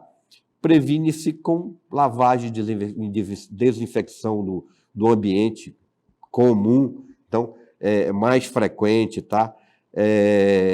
Evitando animais como roedores, moscas, tá? Enfim, a limpeza, a lavagem, a desinfecção do ambiente vai evitar isso daí. Lógico, também você vai prevenir aí, existem determinadas formas de prevenção contra esse tipo de doença aí também. Pode passar. Essa daqui é outra, igual aquela primeira, pessoal, circovirose. Isso daí é uma virose causada por um vírus, né? Que ataca o plantel mundial, tá? Uma vez instalado no seu plantel, começa a abrir porta para muitos outros problemas, para muitas outras doenças.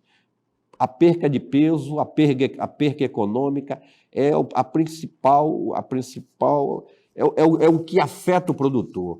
Tá? Então, veja, dentro de um plantel você vai encontrar aí uma quantidade que vai ganhar peso não tão quanto você espera, tá? Então, essa expectativa também já é prejuízo, né? E a outra vai servir só para refúgio, né, pessoal? Tá? É uma constelação de sintomas essa circovirose, tá? Perde peso, diarreia, pneumonia, palidez, icterícia, enterites, tá? Cai a imunidade do animal, é a porta de entrada para tudo quanto é o restante de bactérias, tá? Vamos passar agora, pessoal, para outra doença. Aqui é de Algesic, tá? É uma doença que está dentro do Plano Nacional de Sanidade Suína, né? Tá? É uma doença que ela atinge a reprodução, tá? Tá? Conhecida como pseudo-raiva, tá? E uma vez é de notificação obrigatória, tá? E uma vez dentro do rebanho, pessoal, aí a complicação fica por conta da defesa sanitária. Isso daí atrapalha a vida do produtor. Pode passar a próxima. Essa pior ainda, essa daí contamina, prejudica todo o rebanho, tá? Você perde todo o rebanho, tá? Essa doença aí também é de notificação obrigatória, tá? É uma doença que acabou com o produtor, tá? Vamos dizer que seja aí o final da atividade desse produtor por um tempo, tá? Conhecida também como peste suína. A peste suína clássica, né, é causada por um vírus, olha aí, vírus, pessoal, de difícil manejo, né? Tá? Não tem como, a pessoa... É muito trabalho, muito dinheiro e perde realmente a produção. Uma das doenças em suínos que mais causa prejuízo, visto que não existe tratamento. E os animais infectados devem ser sacrificados. Tá? Então, existe no mundo aí, inclusive, muitos vídeos que você vê aqueles milhões de animais sendo sacrificados, normalmente por conta disso daí. Tá? Vamos ver um vídeo sanitário aqui. Esse setor é o setor da enfermaria, essencial dentro do planejamento da suinocultura. Os animais que estão aqui foram diagnosticados com algum tipo de enfermidades e são direcionados, deslocados para esse ambiente para serem tratados. Todo tratamento realizado aqui deve ser acompanhado e prescrito pelo médico veterinário e sempre com a vigilância dos enfermeiros, dos colaboradores da suinocultura. Tem de se precaver tudo isso, tá? Pode passar. É o esquema de vacinação, tá? Então, toda propriedade que vai fazer a suinocultura tem que ter um calendário de vacinação, tá? É o método mais seguro, confiável e eficaz de prevenir animais contra qualquer doença infecciosa, tá? A imunidade é assegurada pela vacina, mas o esquema de vacinação. Então, veja só, o esquema de vacinação que eu quero orientar aqui. Uma vez, tem vacinas que você tem que fazer uma vez e fazer uma segunda, um reforço, né? Então, a vacina e o esquema de vacinação é importante para assegurar essa imunidade no seu plantel, tá? Então, não só a vacina, tá? Vários tipos de vacina, né? As mortas ou inativadas, né? As com adjuvantes, né? Tá? Outra forma também, outro detalhe que eu queria observar daqui também, é que técnicos e produtores têm que aprender a fazer as aplicações dessas vacinas, tá? Não adianta você fazer a vacinação ou aplicar qualquer tipo de medicação em local, por exemplo, no colchão, tá? Pode estragar a peça, né? Deixar de ser comercial esse produto, né? Tá? Era isso daí. Melhor forma de prevenir é a vacinação. Vamos lá, Marcelo. A bola agora é com você. Bom dia a todos aí, a todos os componentes aqui da mesa e principalmente aos nossos produtores rurais, né? Que estão aí nas mais distantes localidades. Eu gostaria de começar falando sobre manejo na gestação. A tela que entrará em seguida, ela fala especialmente no período de gestação do animal, que nessa fase que nós estamos comentando aqui, ela dura em torno de 114 dias, mais ou menos. Então, para termos essa ideia e esse momento exato, nós temos que considerar que anotar tudo em planilha, em todos os momentos na fase de criação.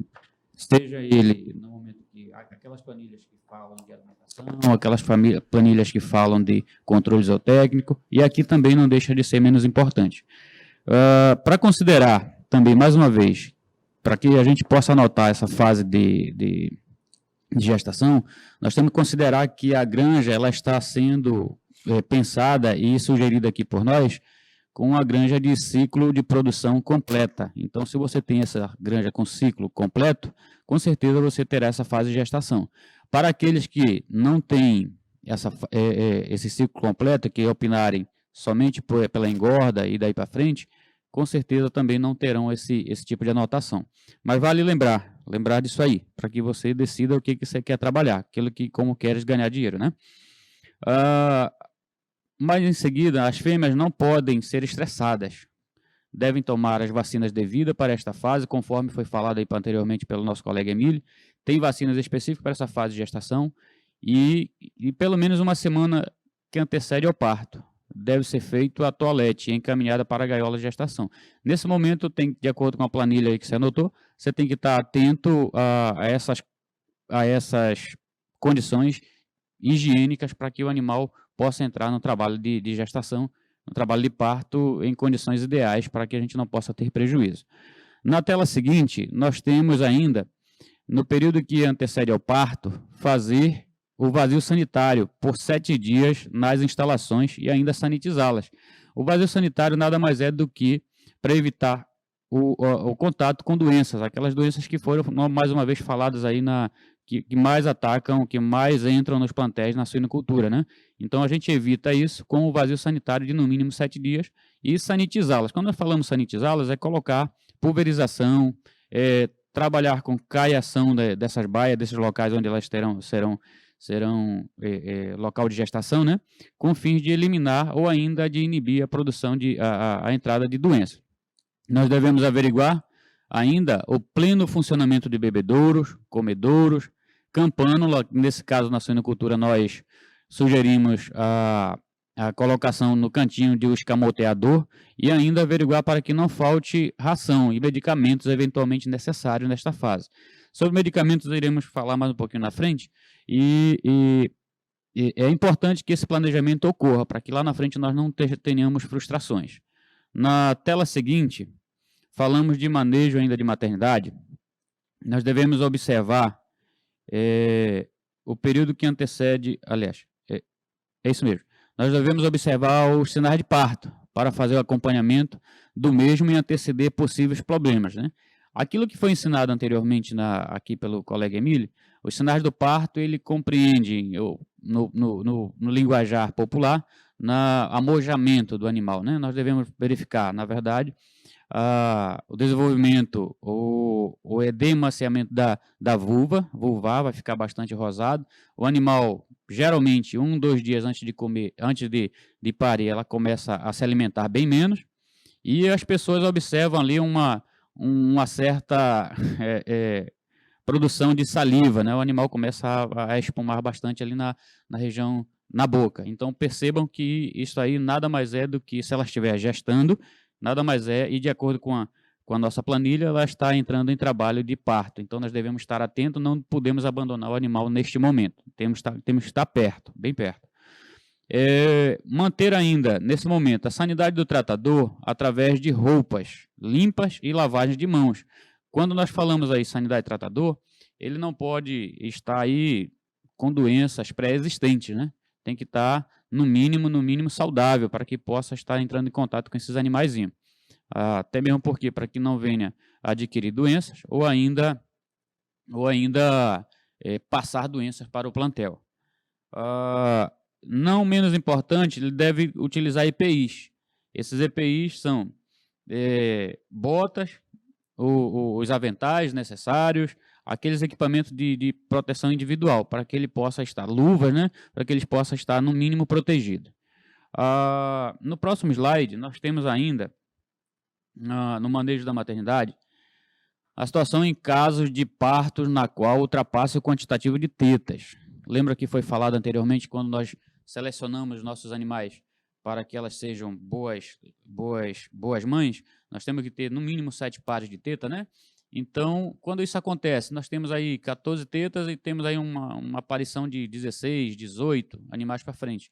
Nós temos a sugestão que pode ser efetuado a realocação de leitões para as fêmeas recém-paridas, ou seja, você dividir o aleitamento desta leitegada maior com outras fêmeas recém-paridas. Nós devemos ainda devendo ainda esta ação ser realizada no máximo de até 3 dias de vida, para que esses animais eles não sejam rejeitados, né? Então a gente quer evitar o máximo de perda. Para esta ação, o tratador deve evitar usar perfumes, que eu acho que é importante também. E pegar o animal pelo corpo, também não pode estar se abraçando com os animaizinhos, porque senão a mãe observa o cheiro diferente e pode abandonar o filhote. Separar por uns instantes a nova leitegada de sua mãe e introduzir o novo leitão para posteriormente serem recolocados em contato com a sua mãe. Então, esse manejo é super importante para que evite no final o abandono da mãe, né? O abandono do filhote pela mãe. A gente não quer esse prejuízo nesse momento. No próximo slide, nós temos aqui agora a fase de lactação. A fase de lactação, nós temos que ter em mente a seguinte situação. O animal já pariu, ela tem que produzir leite, bastante leite, e acima de tudo, tem que ainda manter o corpo naquele score corporal número 3, que foi ensinado anteriormente aí pelo colega Emílio. Esse score corporal tem que ser mantido para que haja posteriormente uma entrada no cio e um retorno aos trabalhos, ao serviço de gestação que a gente quer que o animal produza mais. Então a fase de lactação é um momento muito delicado, pois a matriz passa pelo período de parto, no qual consome muita energia corporal neste dia ainda há diminuição do consumo de ração. Isso é natural, fazendo com que ela tenha um déficit energético. Nada mais é do que a entrada de alimento no corpo e a saída de leite e de outros dejetos do animal. Então ele tem que comer, a fêmea tem que comer para manter o corpo e ainda fazer a produção de leite ideal para a leitegada. Além disso, é um momento no qual a fêmea tem que produzir bastante leite, como falamos anteriormente, estando com esse déficit energético. E ainda tem que manter seu score corporal, né? Para garantir uma nova gestação, para não ter prejuízos futuros. Próxima tela, nós falamos, ainda no manejo da maternidade, que é importante acompanhar o trabalho do parto, para averiguar se não há algum problema ou casos de natimortos.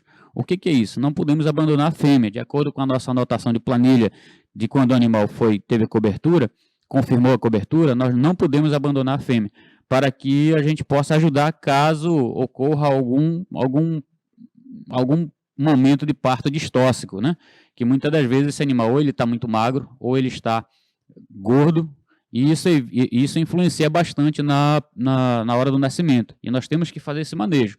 Medicamentos, aplicação de medicamentos e tudo mais, nós devemos considerar, porque ele deve ser a última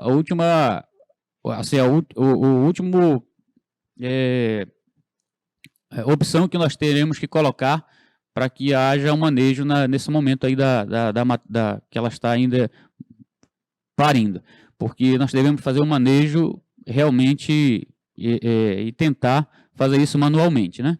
Então, na próxima tela nós temos aqui que é importante acompanhar o trabalho do parto para que não haja nenhum problema de parto distóxico ou ainda de nascimento de animaizinhos mortos, né? E se caso nasça, a gente tem que ajudar, tirar isso de lá.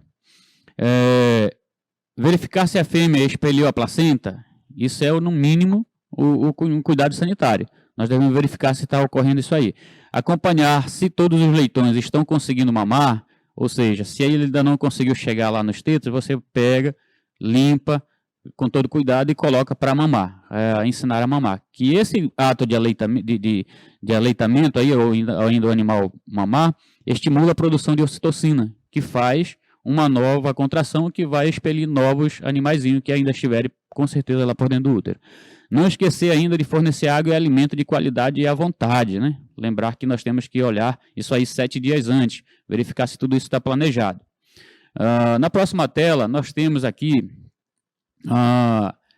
que ainda nessa fase da vida, ou seja, até os 5 dias de vida, é necessário fazer a aplicação de ferro e vacinação dos leitões. Eu costumo sugerir que isso ocorra no primeiro dia, logo em seguida do nascimento de todos os animaizinhos. Devem ser feitos esse manejo para que ocorra com a maior qualidade, com o mínimo de estresse necessário para os animais e ainda no momento em que todo o sistema de senciência do animal ainda não esteja bem desenvolvido, evitando aí um estresse maior para esses animais.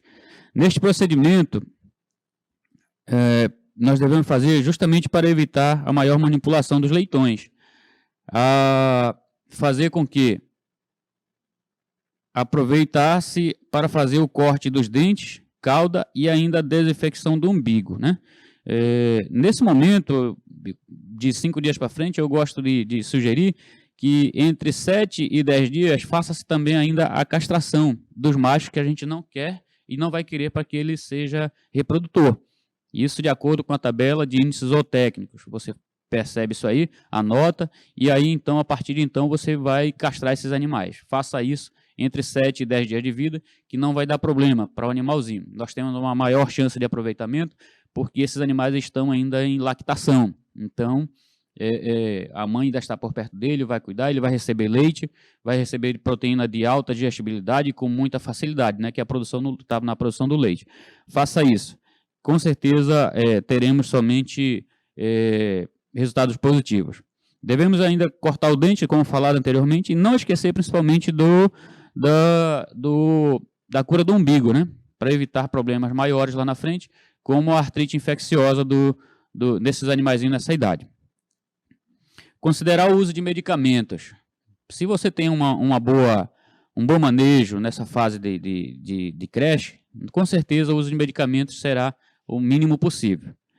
Nós temos aí uma tela onde mostra a aplicação de ferro, na medida de 1 ml por animal para filhote, e ainda a foto do corte da cauda, né? Que é um manejo importante para que não haja ferimentos lá na frente quando esses animais forem desmamados e juntados a outros lotes de animais.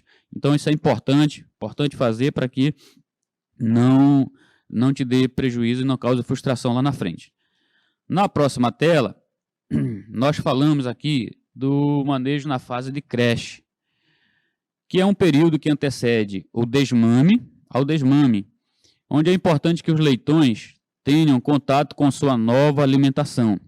Ou seja, onde pode ser introduzido ainda uma papinha, na qual foi falado anteriormente pela nossa colega Maybe, que é nada mais é do que uma preparação para um consumo de um alimento mais sólido, onde ele vai passar a comer ração. Quando ele desmamar, ele vai passar somente a comer ração sólida, né?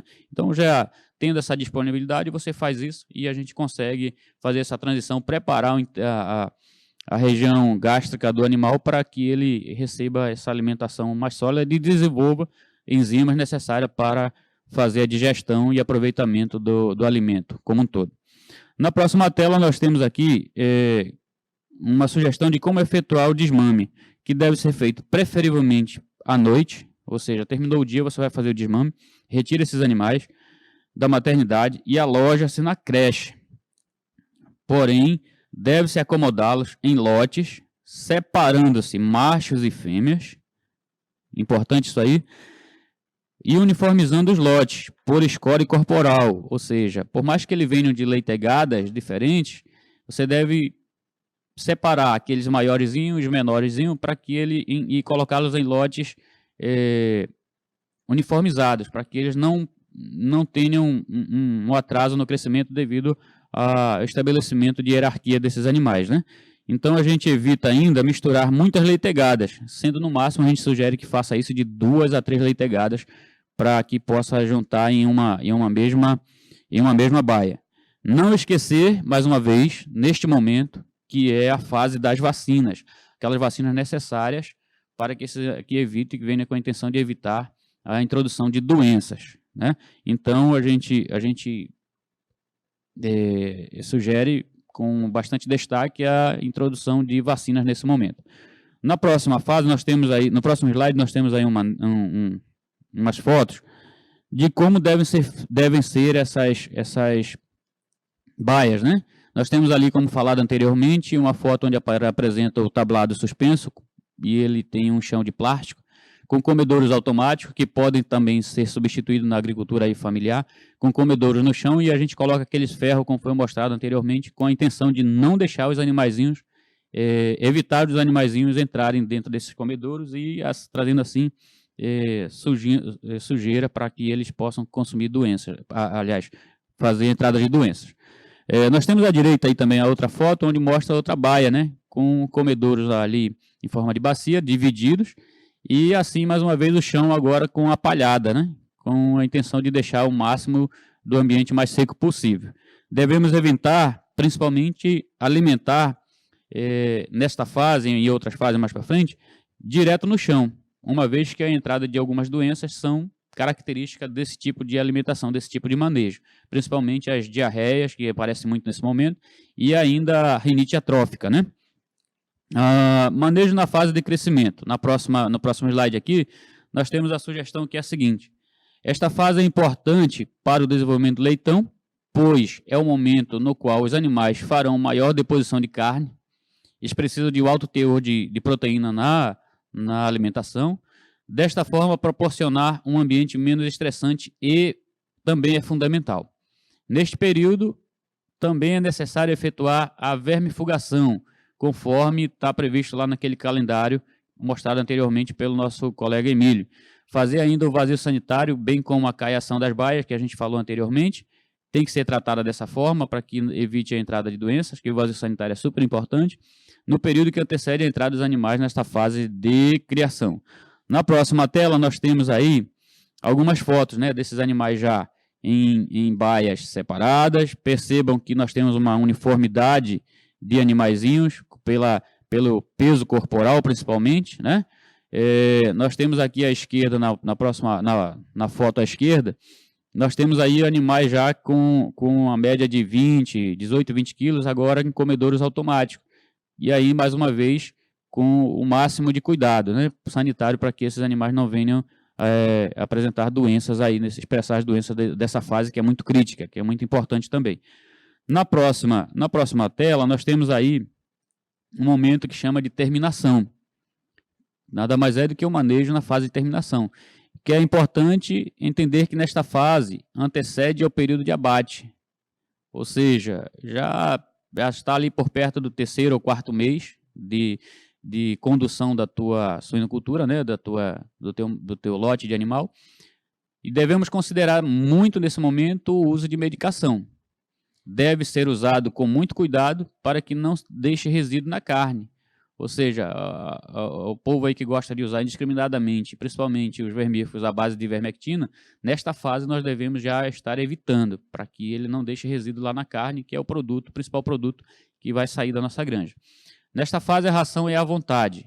Como falado anteriormente, em torno de 50% a 55% dos custos de ração. Prepare-se, planeje para que essa fase não falte. Nós devemos manter sempre baias limpas, com cuidados higiênicos e sanitários, e cuidar nesse momento para a renovação do ar nesse ambiente, uma vez que eles são animais já de maior porte e produzem bastante calor mesmo. Então, nós devemos cuidar bastante da renovação de ar. Buscar comercializar todos os animais do lote de uma vez só, não deixando eles para refúgio, né? Porque uma vez que eles atingem aquele peso ideal, a partir de então eles serão, com certeza, consumindo o teu lucro. A cada dia lá na propriedade ele vai consumir o teu lucro. Transportá-los quando sair da tua granja em períodos mais amenos possível, né? No mínimo, ou seja, com a diminuição de calor, para que não venha causar um estresse pelo calor nesses animais. O que eu gostaria de sugerir a mais ainda é que realmente você se prepare para esse momento. Tenha, no mínimo, a formação de uma farmácia veterinária com os produtos utilizados como medicamentos veterinários, eles estejam, no mínimo, aí, o mínimo possível colocado e seja orientado por um médico veterinário, um profissional habilitado, para que não falte nesse momento, porque é melhor ter lá e sobrar um pouquinho do que no momento que você precisar não ter. Então, lá, os 7 dias antes do momento da aparição, prepare toda a farmácia de medicina veterinária, para que possa ser utilizado nesse momento. Quanto às considerações finais, nós sugerimos, mais uma vez, buscar a ter uma estrutura mínima necessária para facilitar o manejo adequado, ou seja, planejar tudo, seja na nutrição, seja no ambiente, seja ainda na sanidade dos animais. É fundamental para o sucesso da criação. Manter os animais bem nutridos, respeitando aí suas necessidades, que garantirá o desempenho mais rápido, ou seja, o desenvolvimento desses animais, sem o estresse. Fazer anotações, planilha para tudo, em todas as fases, para controle do rebanho. E custos deve ser uma prática diária para alcançar a produtividade. Então, você, produtor rural, aprenda a escrever, tem que anotar tudo para lá na frente tu conseguir mensurar o que é lucro e o que é investimento. Eu não gosto de falar gasto, porque se tu está colocando ali como um valor lá, nesse local, tu tem que ter um investimento e pensar que isso aí vai te trazer futuros lucros, né? Então, eu deixo aí agora com a Maybe para que a gente possa fazer o encerramento e a interatividade com os colegas. Então, pessoal, foi uma manhã bem corrida, muito assunto sendo abordado. Nós temos ainda as perguntinhas da semana passada, assim, já levando logo em consideração as perguntas, nós temos somente aí 10 minutinhos para interatividade. Respondendo a Michele da FEAM, que estava conosco na aula passada, sobre o uso de resíduos, assim, restos de alimentação, evitar, somente restos de comida humana, né? Normalmente isso daí estraga fácil, às vezes a gente vê alguns plantéis sendo trabalhados, resíduos aí já estragando, então evitar isso daí, porque pode trazer micotoxinas, né? Intoxicação, doenças oportunistas, né? A gente viu aí, como o Emílio falou, várias doenças por protozoários, bactérias, que muitas das vezes estão ali sendo levadas para dentro do rebanho através da alimentação que você está fornecendo. Como resíduos da produção agrícola, né? A gente viu aí o uso de alguns tubérculos também. E tem muita gente que trabalha a parte de fitoterápicos, como folha de bananeira, para ser fornecido para os animais, que tem já comprovado cientificamente que tem uma ação de combater verminoses, né? Vermífugo natural, a folha da bananeira, pode ser adotado também. Frutas, por exemplo, você dá aí gerimuns, cortar eles é uma forma até de enriquecer o ambiente. Gerimum tem muita vitamina A é importante para a qualidade espermática, também é importante para o tecido do animal, para formar um tecido bem firme. Você pode dar e para o animal ficar ali, colocar preparar um coxo somente para essa alimentação, que ele fica ali roendo, é uma forma de distraí-lo também, uma forma de enriquecer, enriquecimento sensorial para o animal, ele está comendo esse tubérculo, esse tubérculo já, comer produto oriundo da agricultura, que seria o girimum. Então, ele fica ali comendo, se nutrindo e também tendo uma distração, já que são animais que, se ficarem ociosos, têm muito problema com estresse. Nós temos aí, como perguntinha de hoje, quais dessas doenças seriam zoonoses, né, transmissíveis ao ser humano? Quem é que responde? Então, responda aí, Emílio, bem breve, que a gente Bom, pessoal, dependendo da cepa, pode se considerar a leptospirose uma que pode ser transmissível para o homem. Mas vamos ver o seguinte, olha lá. Animal vermifugado, tá? Com a ivermectina da vida, animais que estão tomando antibióticos, isso daí também pode ser passado para o ser humano, tá? Isso daí pode causar problemas no ser humano. Uma outra coisa é o seguinte, animais doentes com vírus ou com bactérias, cai a imunidade, tá? E então vamos dizer que o animal esteja com uma doença que não é considerada uma zoonose. Mas a partir do momento da queda da imunidade, ele pode adquirir outras doenças, outras bactérias que podem ser transmitidas para o homem, sim. Então, veja, o animal aí com uma situação virulenta, onde a imunidade caiu, ele pode, se no ambiente existir a bactéria da brucelose, da tuberculose, ele vai se infectar. E aí, no abate, vai ser transmitido para o homem, sim, pessoal. Então, veja bem, biologia 1 mais 1 não é 2, tá? Então, é melhor prevenir do que depois remediar. Outra pergunta da FEAM, quais as implicações dessas doenças, né, na hora do abate? Gente, animal doente não se abate, né? Começar por aí. E, lógico, o animal doente também, você tem perdas. O animal fica apático, deixa de comer, então você... Isso, traz prejuízo na produção, ou seja, você retarda o período dele de abate, em vez de você tirar com X peso em determinada época, você vai ter aí uma perda de peso, um período maior para ser abatido. É o pior prejuízo que tem mesmo. Só um comentário, é o prejuízo aquele do bolso. Infarta, a produção do cara, do granjeiro cai, tá, e afeta o coração, ele morre infartado. Sobre essa pergunta aí de Barcelos, dos colegas aí de Barcelos, na hora do fornecimento. Sobre essa pergunta aí de Barcelos, dos colegas aí, na hora do fornecimento da ração balanceada aos animais, o produtor pode misturar a babugem, resto de comida nesse alimento? Geralmente é uma prática que a gente vê constante na produção aí na agricultura, mas a gente não sugere, não podemos fazer esse tipo de alimentação com exclusividade ou ainda como forma de fornecer uma alimentação para os animais, uma vez que esses alimentos entram com uma carga bacteriana bastante alta, né?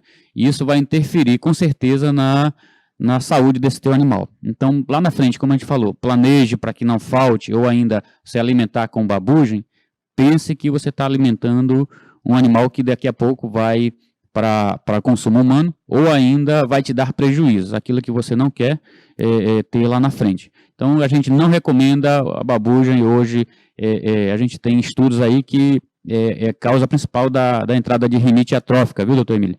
A gente vê a entrada dessa doença, principalmente pela babugem, principalmente quando coloca no chão, né? Que uma vez o produtor chega lá, com esse alimento, ele não vai colocar num coxo que foi preparado para esse fim, ele vai colocar diretamente, despejar diretamente no chão. No chão nós temos xixi, nós temos as fezes e assim por diante. Faz ali aquele mingau bacteriano e o animal vai consumir. Então a gente não recomenda. Então, dando continuidade às perguntas, nós temos aí sobre o uso de alguns capins, né, poerária, pode ser fornecido para o animal. Tem gente que costuma criar aquele sistema semiaberto, né, o ciscal, solto, assim, em termos de agregar valor nutricional, vai fornecer fibra a nível de seco do animal, acontece algumas reações bacterianas, tem uma microflora que vai metabolizar fibras aí naquela região de colo, seco. Mas, se a gente for analisar a eficiência, são animais monogástricos. A eficiência da digestão dessas fibras no animal é muito pequena, tá? Então, assim, agrega valor nutricionalmente de forma mínima, mas não deixa de ser uma alimentação e também uma distração, uma forma de enriquecimento sensorial para o animal comer uma outra alimentação, é uma fonte de fibra que vai ajudar na passagem do trato digestivo, pode ser adotado tranquilamente. Sobre essa pergunta aí de Barcelos e essa outra próxima logo aí do pessoal de Lábrea, dos colegas de Lábrea, falando sobre a castração. Logo após o parto não é recomendável, uma vez que os testículos ainda não estão na bolsa escrotal, então tu não vai achá-los ali, né? Só a partir desse momento, de 7 a 10 dias, é que ele já está próximo da bolsa escrotal ou ainda já está lá. Quanto à castração, se não tiver produto cicatrizante, nem faça. Perceba que isso aí é um procedimento cirúrgico, é um corte, você está fazendo uma situação invasiva nos animais e a gente não vai ensinar aqui colocar aqueles meios que a gente tem visto, que é o aprendizado aí da população no popular. Então, lá na frente, planeja, compre ali o produto cicatrizante, compre ali os sprays aí da vida, né? Compre ali uma pomadinha, compre ali os pós, os produtos cicatrizantes, para que não te dê prejuízo. Você quer evitar o máximo de prejuízo. E a castração é um manejo que te ajuda nesse momento para que lá na frente tu ganhe um pouquinho, venha oferir um pouquinho mais de lucro. Então, se não tiver produto cicatrizante, nem faça, porque pode dar problema. Eles perguntaram quais são os tipos de castração, Marcelo. Para macho, né? Para macho, nós só temos ali a retirada realmente do testículo, da bolsa escrotal. Uma vez que, se você deixar ali alguma coisa, o animalzinho já vem pronto, quando ele nasce lá, no momento da aparição, ele já está pronto.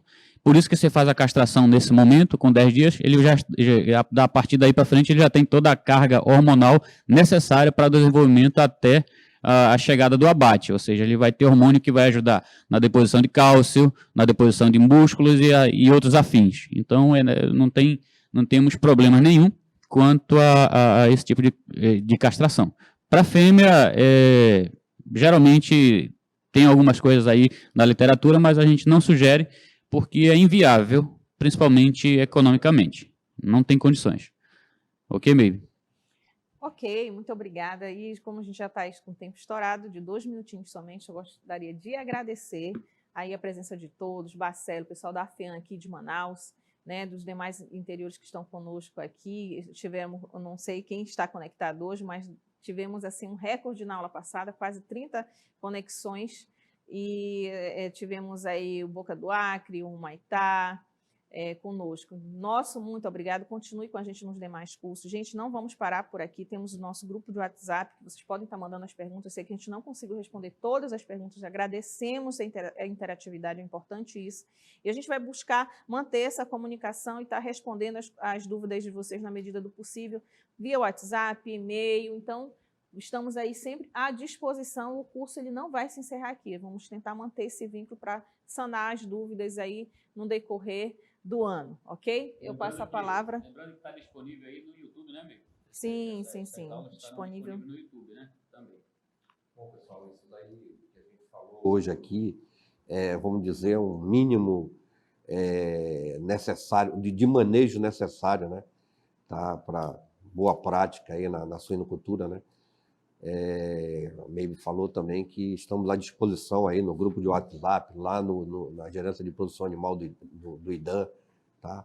Então, para as unidades locais, para os produtores que queiram se aprofundar, tirar dúvidas, tá? Questionar alguma coisa também, né? Tá? Estamos abertos lá e a vontade de vocês é o nosso trabalho. É isso aí, então pratiquem todo esse conhecimento adquirido. Conforme for surgindo as dúvidas, nos procure os nossos escritórios locais do IDAM, da ADAF, vamos estar sempre disponíveis. Em nome do secretário Dr. Petrúcio, do nosso governador Wilson Lima, nós agradecemos a participação de todos e fiquem com a gente nas demais programações.